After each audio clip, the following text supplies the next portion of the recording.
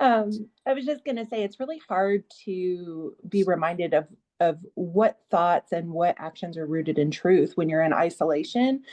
And really kind of in the post-COVID world, especially that we live in, everybody is isolated to some extent because a lot of people work remotely.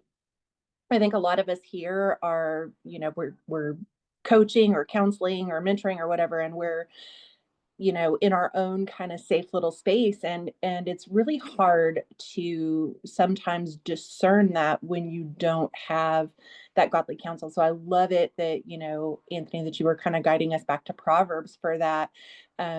Just we've walked through a really hard season post my husband's surgery, and some things that were really unexpected, and I was kind of at a point where I was broken and I was holding just a lot of stuff on my own shoulders, not wanting to stress out my husband, not wanting to be a burden on my friends, because a lot of people were going through stuff. And one of my best friends is our women's director at our church. And I just went up to the church and I just met her and we sat and we prayed and we cried and we prayed and we cried.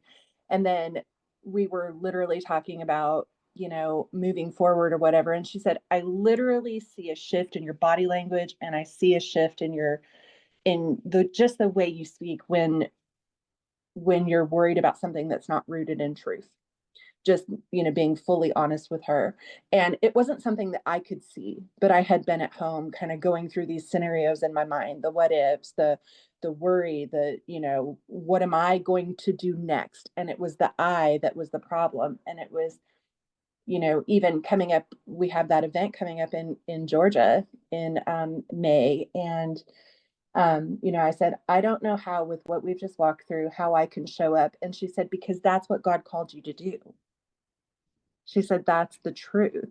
And so, had I not had her in my circle, had I not been able to rely on that person who I know, is going to speak truth to me, it would have been very easy to just kind of continue to spiral down a rabbit hole. So, it really kind of opened my eyes, just kind of going back through Proverbs as well and just reading some of those verses. And it's,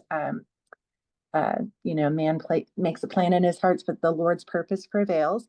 And that is, I've got that on my desk now. I think it's great that you mentioned that because I think a lot of people are really struggling with that just in this, like I said, in this post-COVID world that we live in where everybody is isolated.